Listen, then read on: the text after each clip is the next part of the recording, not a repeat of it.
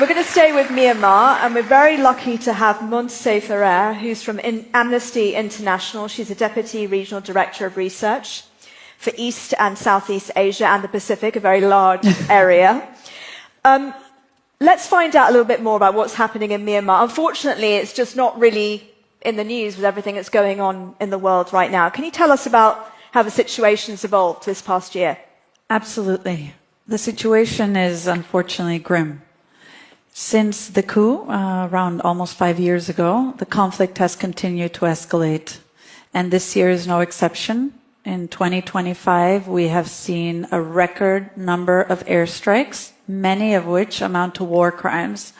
A lot of these have hit civilian infrastructure, schools, hospitals, religious buildings. Just a few weeks ago, an airstrike hit a school in the middle of the day, killing dozens of children by the Myanmar junta. In addition to that, we have thousands of political prisoners, many of whom are suffering from torture and ill treatment. This year, 2025, a number of them died in custody. In addition to that, we have, as Justice for Myanmar has mentioned, elections coming up, which many of us see as sham elections.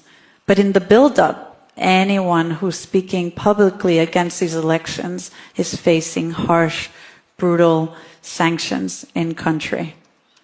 And finally, we have had a significant cut in aid in this country, in Myanmar, following the earthquake that hit Sagaing region.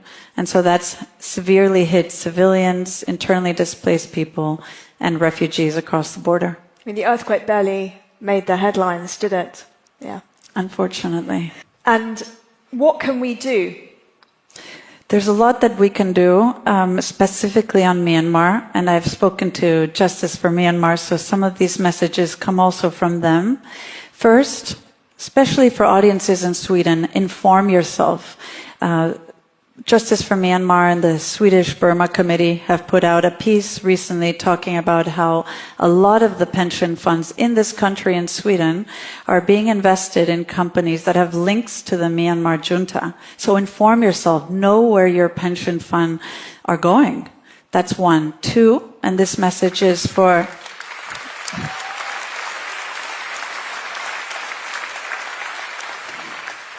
And this message is for also Swedish people, but people around the world. Call on your governments to stop cutting aid. Swedish government has cut aid. The US government has cut aid.